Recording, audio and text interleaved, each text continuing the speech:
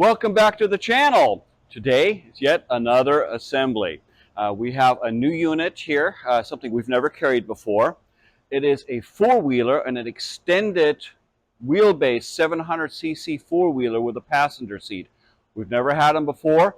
We're very curious. Somebody ordered this from us, and we're getting ready to go put one together for the first time. So bear with us. We are going to be learning. Now, what this is going to be the Loncin 700. It's the Loncin Xwolf X, which is, again, their extended version quad. So the box just showed up. Looks like they wrapped it real nice with a tarp and everything, completely wrapped up. So just, you know, nice for the south. Good to keep the rain off of this stuff. But let's get these straps off, and let's see what we got. Good lanes. All right, here's that end, that end.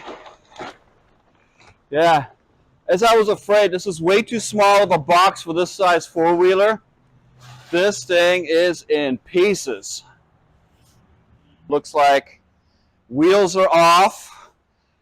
It's a suspension attached. It doesn't look like it is in the front. Okay, I think on this one we're going to have to use the forklift to lift it up off of the base. And then start with the suspension, do all that, and then we'll get it set on the ground, and then do everything on top afterwards. Let's get this top off, and then we'll pull all these boxes out and put them in one spot. These on top here. All right, let's give it a lift, see what we got. Holding on to something here. Up, up, and away. Okay, now we got the metal off of it, and you can really see that this is what they look like when you order them online. This is what you have to be prepared to assemble. Okay, and we've got all these little boxes and bits and pieces that come with this, and as with any of these, there are no instructions at all. So the only instructions that you're going to get is, well, this video, more than likely. But anyways, what we're going to do is we're going to go pull everything off the top of this and put it in one pile. We're going to pull, see, these rear wheels are attached, so those are okay. These look deflated, obviously, so we'll get those over to where the air is. We'll get those aired up. And then once we lay it all out, we'll have a better idea of what goes where, what makes more sense. All right, let's do this. Okay, I'm going to put the wheels over on the other side, and then we'll lay that out. Perfect. All right, we've got a lot of stuff wrapped up, so we'll pull this apart carefully. Well, they certainly did a nice job of packing everything. I don't see a scratch on this anywhere. This looks like the backrest, maybe the bottom of the extended seat. This is an ATV that's actually designed for two people. Instead of a no rider warning stickers, you get a big old seat that goes on the back of it. Looks like here's another part of it.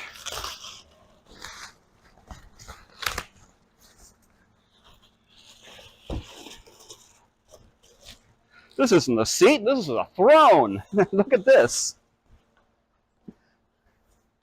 So, I would say maybe no.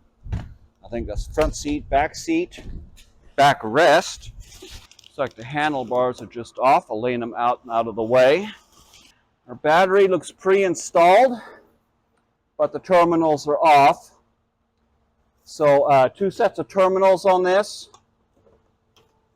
positive and negative. The separate set is going to be for the winch. They always have their own cables.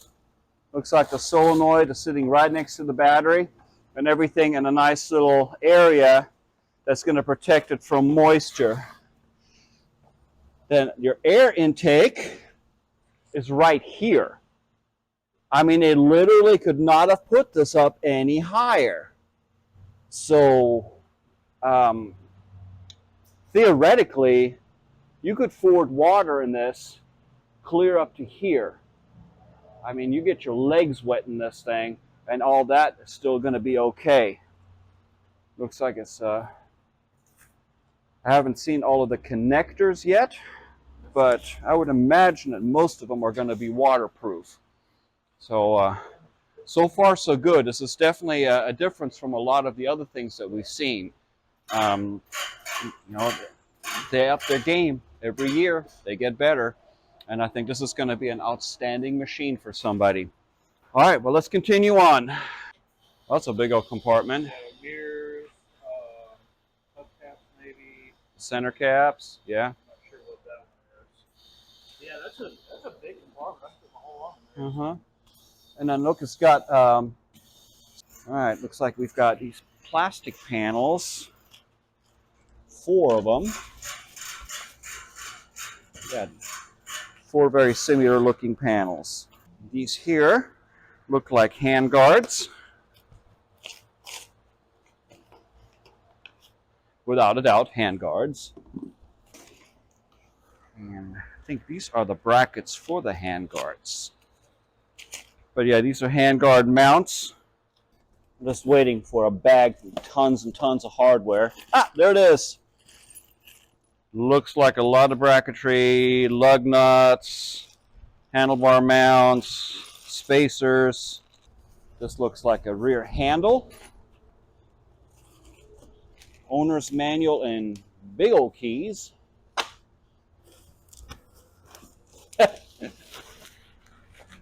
Rear shock. I'd say, yeah, this is the rear shock because the front shocks are in place.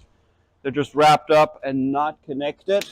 Okay, now I'm looking at all this. I think these here are going to be your A-arm covers. I don't think we'll have a hard time figuring this out. So, A-arm covers. What else we got in our bag of goodies? Toolkit, trailer ball,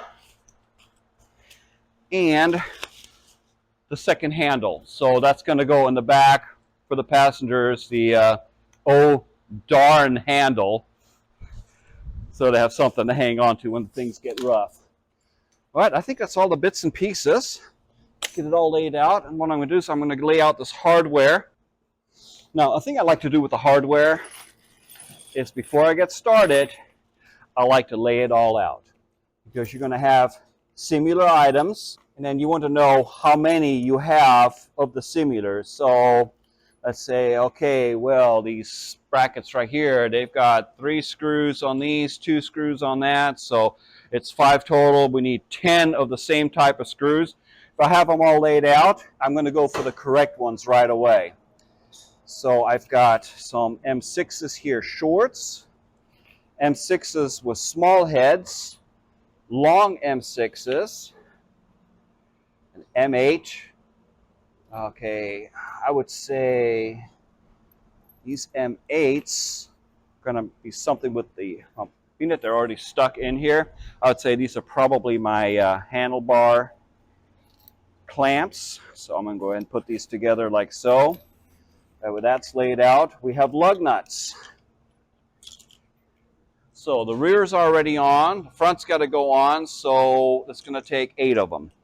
So in breaking this down, again, we've got the handlebar clamps. We've got these 2 bolts here, which are the small tip. Now, more than likely, these are going to be for this clamp right here, which is going to be either a brake or left, some sort of lever. When you do install these, do make sure these are oriented. It has an up on here, so make sure that they go on this way.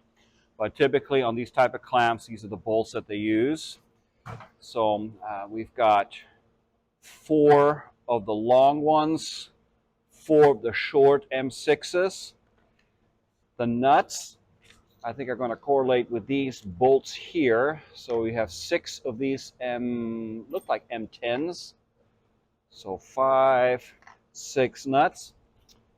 These are clips to go on the back. More than likely, these are going to attach to the swing arm, and then these black bolts are going to be the one goes in on these here to hold all that stuff in place. That way you've got a nice black bolt that matches with the clips. And we have a couple of nuts here that we'll figure out where they go. A couple of acorn nuts. And we've got 4 of those. So those are going to go together with either one of these two. And then some plastic screws. Not plastic, but made to go into plastic. So clips should be, okay, we got 4 clips, and then 1, 2, 3, 4, 5, 6, 7, 8, 9, 10, 11, 12 of those. So now that everything's laid out, when we do the assembly, when something comes up, it's the bolts are going to match what we're doing, so we can go right to this rather than digging through a bag of bolts wondering what they are. So we've got all this laid out. I think we're ready to continue the assembly. Now, on something like this, you could do this with a jack and lift it up. We're fortunate enough to have a forklift here, so we're going to slide that underneath it and then gently lift it by the frame, being very careful not to pinch any skid plates or any cables or thing hanging out on the bottom. Coming around, get up. There is a peg back here that they used from the factory to help stabilize this unit, which is for the trailer hitch. So when we come up, we got to make sure we come straight up off of this. All cables have been removed. All straps are gone. So I think we're about ready. So let's get a forklift under here. So I'm going to angle them all the way down. All right, I'm going to go slide under, under, under. All right, go. We got her. Angle up. Okay, now we need to make sure that on the other side we're not overextending when we lift because there's no shocks in there. Right. All right, you watching it?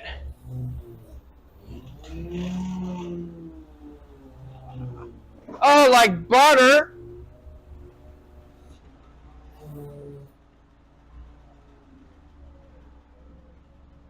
What do you think? It's all right. We need to slide it back a little bit, but There sure is a lot you can tell about a quad when you put them together. Now this one does have the front shocks off. We push that down. Looks like we've got real nice independent setup. We have to electrically engage to four-wheel drive. So that's nice. That way you don't have to have any linkage or anything clunky. Here's your front winch. Looks like it is, it doesn't really tell me how big it is. Oh, it's a 3,000 pounder. Okay, well, that'll do it. Nice guide plates. So under here, I see a radiator. Also looks like, well, it looks like an oil cooler right there. Actual replaceable ball joints. This is the servo for the electric power steering, so it does have it. Obviously shaft drive, independent setup. Wow, this thing is loaded with features. LED headlights, so it's got dual projectors plus your LED light bar. Side cover for the CVT, so automatic transmission. Removable trailer hitch. Again, independent setup. Looks like it even has grease zerks on the rear suspension. There's one here, one there. Well, if you run it through a lot of water, you can keep it greased. Things are going to hold up longer and better. Heat shield for the exhaust. Oh, and a rear sway bar as well. That's not something you don't see every day.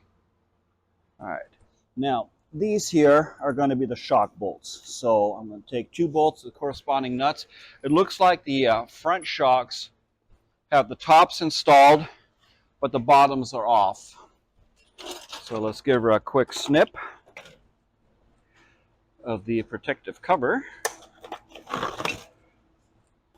Then the shock needs to slide into the lower control arms. I'm going to push this down and slip this in like so. Push it down and get this bolt hole lined up. Easy peasy. with a nut on the back. So this looks like a 12 in the front and 14 in the back. All right, there's one coming through. Same thing again on the other side.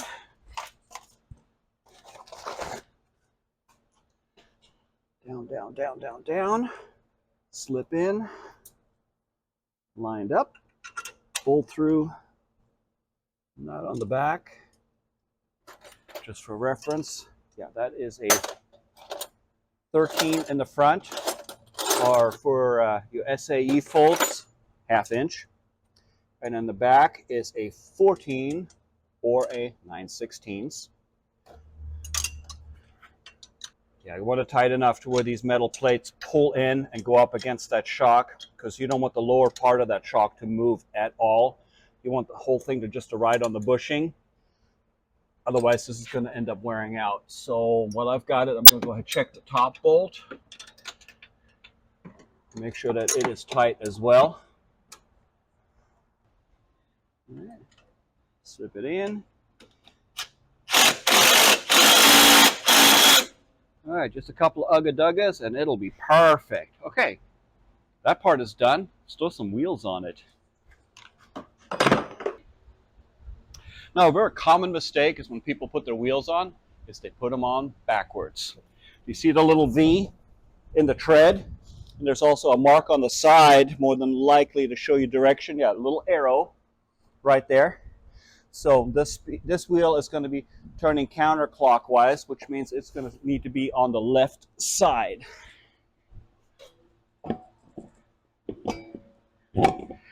Yeah, it's all too often these come in and we have to switch the wheels around because they're backwards. Now, most people will never know the difference. It's just when you're doing extreme mudding, they do need to sit in that direction, just like a tractor.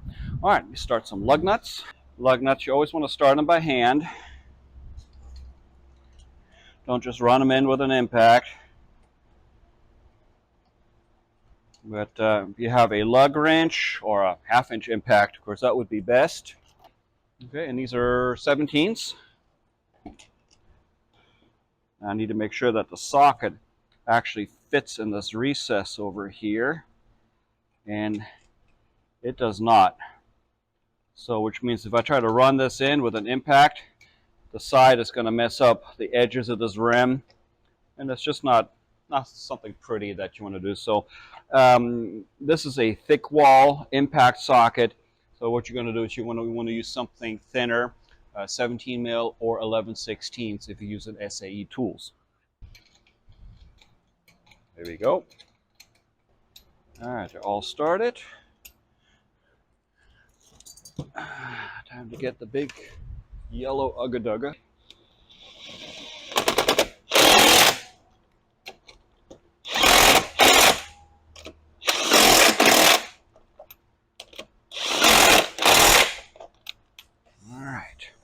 All right, and now the same on the other side.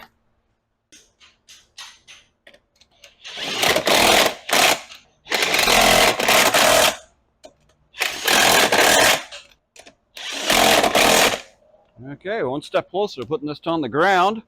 I will not need the impact for the rear wheels because they're already mounted. So let's go put some shocks on. Okay, we have our 4 remaining shock bolts. So, well, and we have our 2 shocks. All right, looks like we have an upper mount here.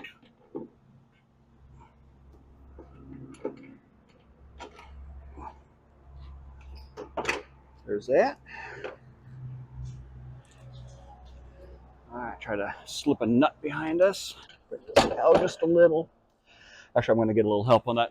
Lift the whole suspension up just a hair. More. All right, there it is. Wiggle it. All right, there. Thank you. Stay close. We got to do another one. All right. Get these started. Bolt. That's that. All right, lift me up.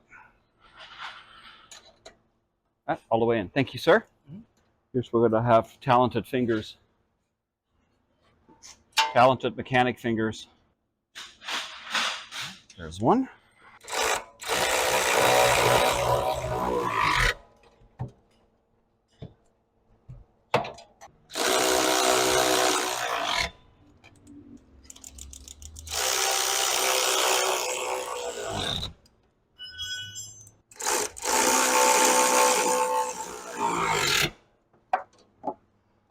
I would say the other side is done. But while this thing is up in the air, I want to go ahead and try to figure out these A-arm covers.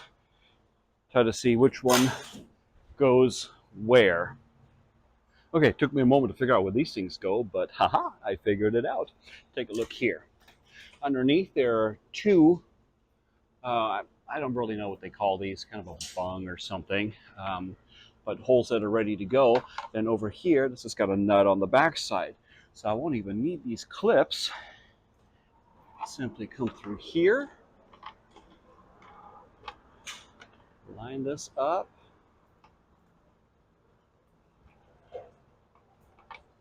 Then there's one right here. That'll hopefully locate my third hole. Let's see if we get lucky and it goes straight in.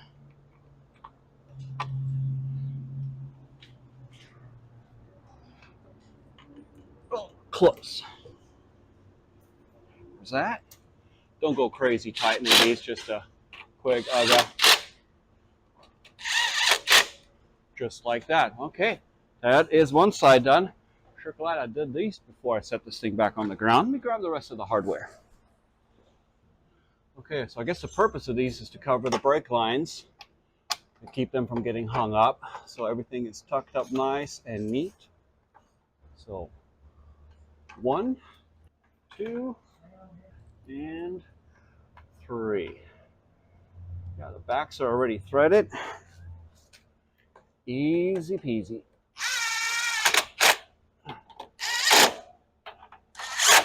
All right, okay, so this one here goes on the right-hand side. It's got these two clips here that clip onto the A-arms. So clip, clip, and that immediately locates my bolts here. You want to do the bottom one first. So the top one is slotted. Get a little bit more room to align. Ready? That's one side. Same thing, clip here, clip there.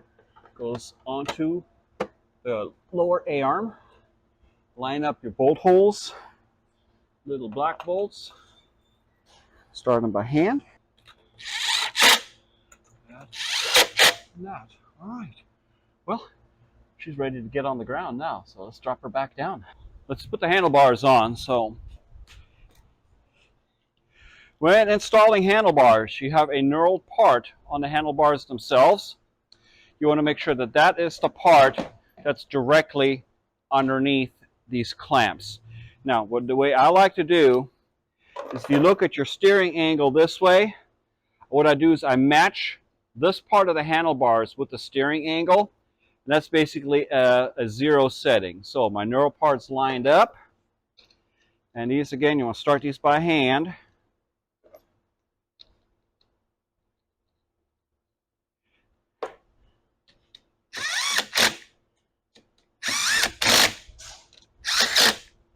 And you want to get them tight enough to where they pull down into the handlebars, otherwise you're going to have your handlebars moving on you every time you hit some rough stuff.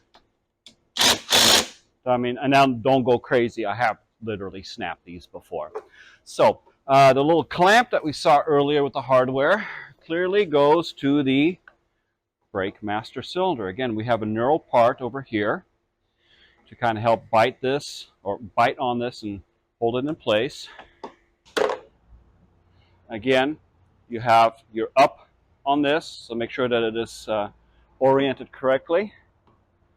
Get your wires here out of the way. So we'll slip this back just a hair. On, start them by hand. Move the wires. So, and then of course you want to change your angle here depending on what's comfortable for you. You tighten these. Again, don't go crazy. is another one that snaps easily. And we have front brakes, and it looks like here, these two cables are for your brake switch. Right here. So these, and it doesn't matter which one goes in which position. This is simply an on-off switch. Make sure both of those are there. These are your brake light switch wires. So that's on, that's on. It's already zip tied. Hey, it does come with an adjustable throttle stop, so if the kids are riding, you can slow them down. Throttle feels good. Brakes feel good. It does have an adjustment for the reach of the lever, so you can adjust it or little hands or big hands, depending what's comfortable for you. And then a small lever here to set your parking brake. Lock everything down. In addition to having a transmission with a park setting, you can lock the brakes down as well. And it releases. Okay, that works perfect. Things to point out: a double USB charger port, and then a 12-volt accessory port. All right, let's get this battery hooked up. As I mentioned earlier, it does have a separate set of wires for the winch. What I like to do is push it through this cover, like here, and combine them so they're all underneath here. It just looks a lot tidier that way. So we have red on red, black on black. You always want to hook your red up first. So again, this wire's not going through here. See if I can make it work this way. We'll give it our best shot. Okay, that is a 10.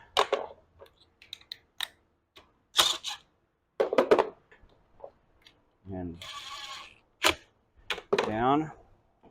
And then we're going to see if we can get this pulled over the top, get everything covered up like that. There, nice and neat. And now we hook up our negative wire.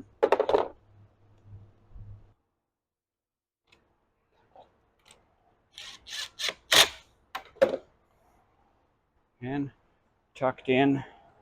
Well, you can't get any more tidy than that. All right, now we get to figure out these seats. That'll be fun. Okay, so what we've done is we've bolted the bottom to the seat back, which the 4 clips that we saw earlier with the hardware slip into this part here. There are 4 places right there, and then use the 4 short bolts to hold it in place.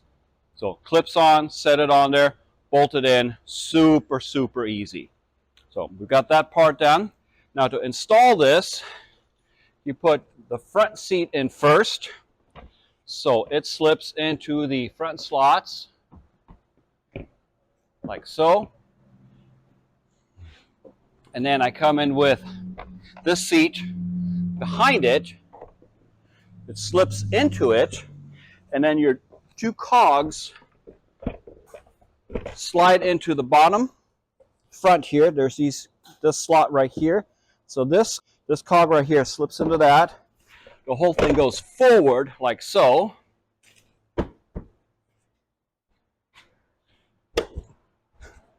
All right, so all the way forward, all the way back. Make sure your latch is set down and the whole thing is in place. These handles here come in either in a blue bag and a white bag. The white bag one goes on the right, blue bag goes on the left. And they just have a bolt right in the middle. Let me take it back out just to show. And a spacer that sits in there. This is the spacer that we had with the hardware earlier. So you slip this in, make sure it's not upside down. If it is, you're going to see your bolt on top. Goes in like so. Then push in your spacer, slip in the bolt, and run it on in. Repeat on the other side. So very, very quick, simple operation. This front cover here, when you go to put this on, make sure you have the long end forward, short end back. Slip it on, line it up, give it a smack, pops right into place. Now we don't have much left. We have center caps left. We have our shift knob. So this spins into place. And then once you want to have it facing this way, and then you've got a set knot on the bottom. Looks like a 14 mil. Here, snug that up. Now park, neutral, reverse, neutral, high, low. Because everybody's got to have mirrors on their four-wheeler. I say forget the mirrors. Who cares who's behind you? You've already passed them. Now, I do not see any markings on this, so I'm going to assume this is going to be left side.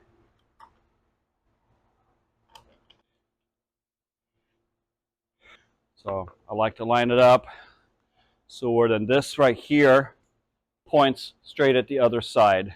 So we start these gently. It's real easy to cross thread these.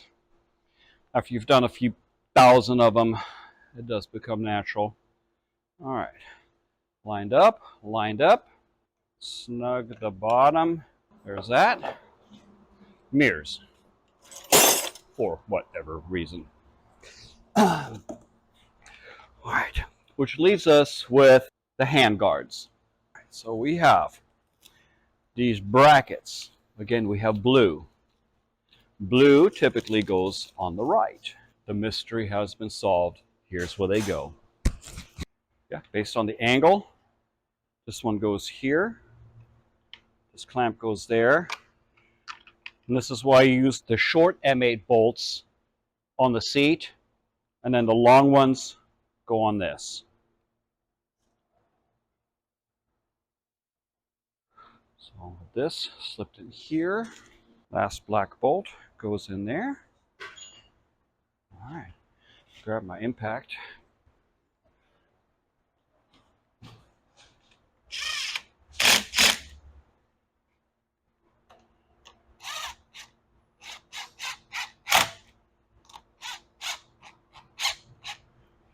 So blue goes on the left, pink goes on the right then. Yeah, I don't think you can put these on backwards if you tried. No, they only fit one way. So clip on the back, bolt on through. I have a feeling I'm going to regret putting these on first because these screw onto here. So I may have to back that up in a moment. Try that again because it looks like they sit in here and then your two screws go right through here. Well, I've got long screwdrivers, so I can make that work. So I'm going to go ahead and snug it down.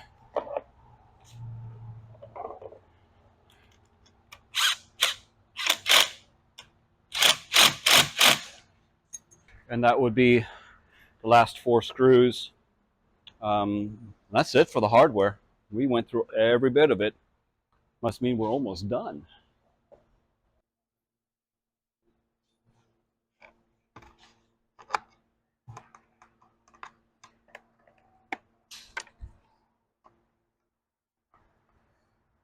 So, and if you do get these mixed up, these do have a small L stamped on the left side for left, and then a little R on the right side right there. Tiny little stamp. Just to let you know which side goes where.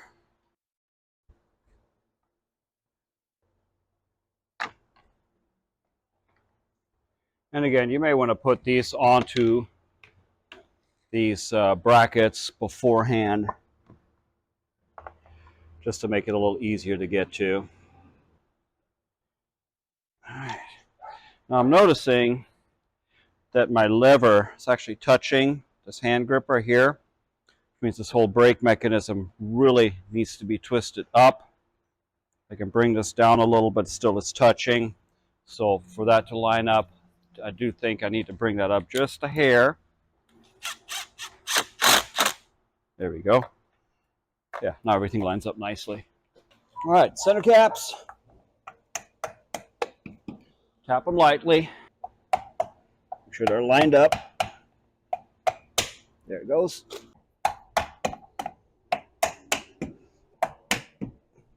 All right, those are on. And the only thing we got left are the keys. So put all this neat stuff probably in one of the compartments. Giant key.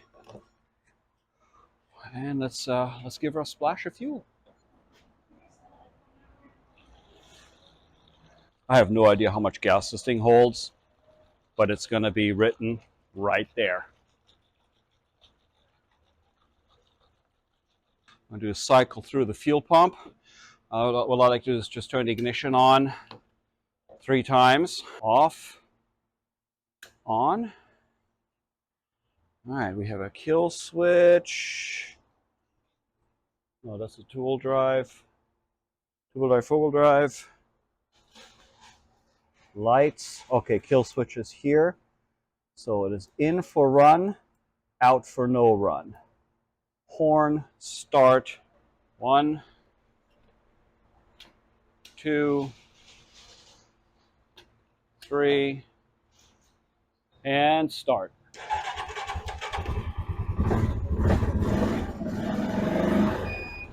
Well, look at the lights on this thing. All right, full color TFT display, RPM, speed. So I can change it between miles per hour, kilometers. We got trip odometer, fuel, RPM, and speed. Very, very cool. All right, now it probably doesn't want to sit for this long, being that it's probably trying to shift itself in and out of four-wheel drive. The steering, electrically assisted power steering, super easy. All right, let's take it for a ride. Okay, so we're in two-wheel drive right now. It's going to make it crazy easy to steer. Neutral, high range. This is just going to be your everyday ride around gear. Not a lot of vibration. This thing is super easy to ride.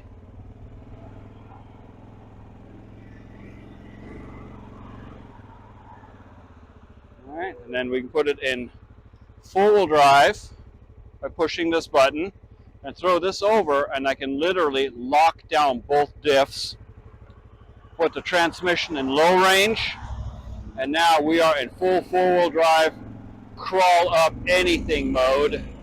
Gets to be a lot harder to steer at that point because you can tell the whole thing is locked down. It's nice to have the power steering, but you do have to fight it a little bit just because of the way it's working. So back out of lock, and then take it out of lock, and then immediately steers a lot easier because you don't have to lock down diffs anymore. That's just for extreme off-roading. And then we slip this over, put her back into two-wheel drive, just indicated right there on the multi-display, and now everything is super easy. I would go here, go back into high range.